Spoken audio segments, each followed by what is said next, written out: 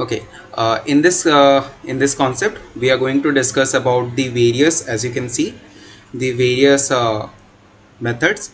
We would be beginning with payback period, discounted payback period. Then we would be going to average rate of return, and then we will have a discussion on NPV, that is net present value, and internal, and we'll be ending with internal rate of return. Let us begin with it. There are three factors whose knowledge is primary to effective budgeting decisions. Let us know what are those three factors are. First is estimation of cash flow. Second is discounting factor and cost of capital. And third is the duration of project period. Next, let us discuss about the features of capital budgeting. There are three features. All the cash flow coming in the project should be considered to be to determine the profitability of a project. There should be clarity in parameters of selecting a bad and a good project based on the budgeting parameters. This would lead to categorization of projects on the basis of ability of being profitable. The projects chosen on the basis of capital budgeting should account for distinct investment projects to maximize the investors' wealth. Let us have a look at merits and demerits of certain methods. We would be beginning with payback period. In case of payback period, how it is calculated? It is the number of years required to recover the original investment in a period. Its merits are its simplest method of calculation, favors project generating a huge cash flow in the initial years, thus helping the firm dealing with liquidity crisis to gain substantial funds to avoid liquidity crunch. And it selects projects with earliest recovery of the investment. If we talk about its demerits, then time value of money is absolutely not added in the model, leading to violation of most basic principle of finance. And it completely ignores the cash flow beyond the point of payback period. This leads to the nullification of the project, which have the potential to generate revenues over a large period of time and a later stage. It's a measure of project's capital recovery and not of profitability. So let us now go to discounted payback period.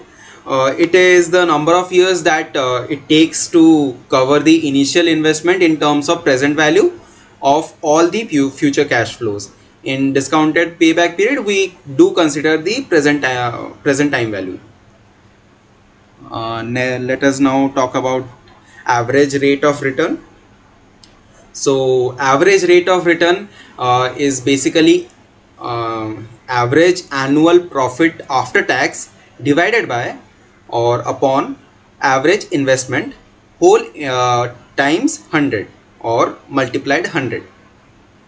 This is an accounting method rather than a cash flow method. If let us have there are two basic statements regarding this. If ARR, average rate of return, is higher than the rate set for investment, then it is better for investment. If ARR is less than the rate set for investment, then it is advisable not to invest. So let us now take its merits. It is easier calculation. It have easier calculation based on a fair knowledge of accounting principle. It is based. So considered benefits to be distributed over the entire life of the project. Let us now talk about the demerits based on accounting principle only and not on the cash flows. So it's one of the demerits.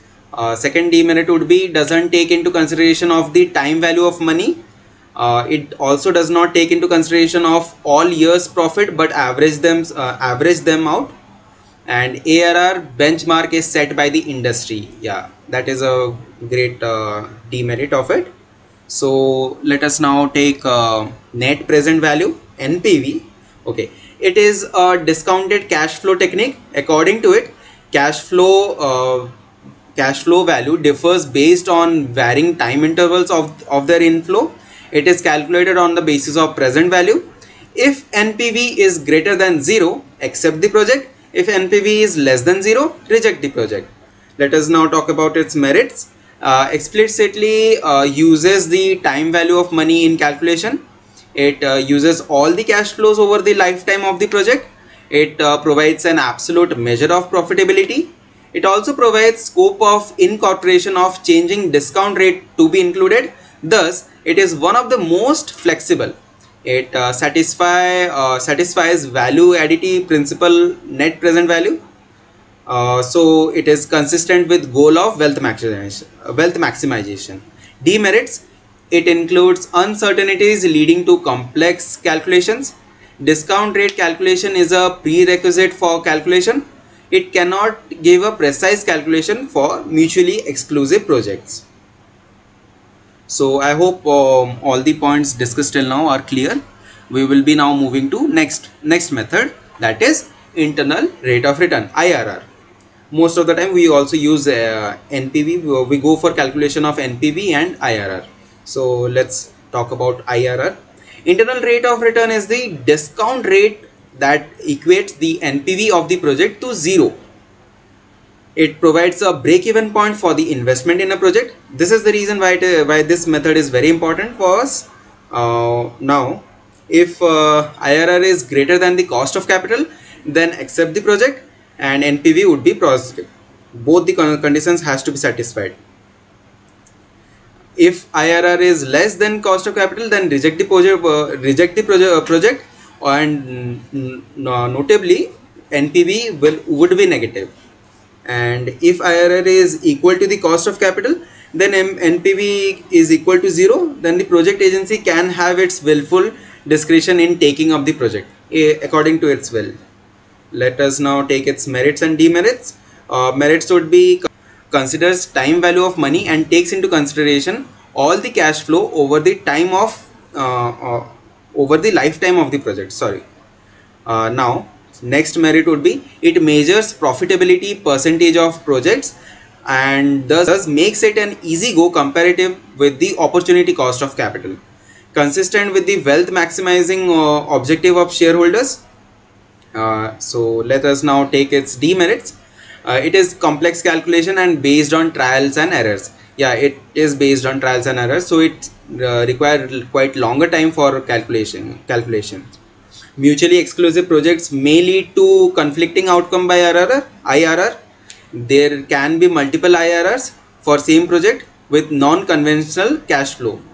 Doesn't withhold the value addition principles like NPV. So I hope all the concepts made in this slide are loud and clear. So now we would be moving to our next topic, next concept, that would be sustainable return on investment. So that is quite an important topic also. I hope all the methods discussed in this concept are clear.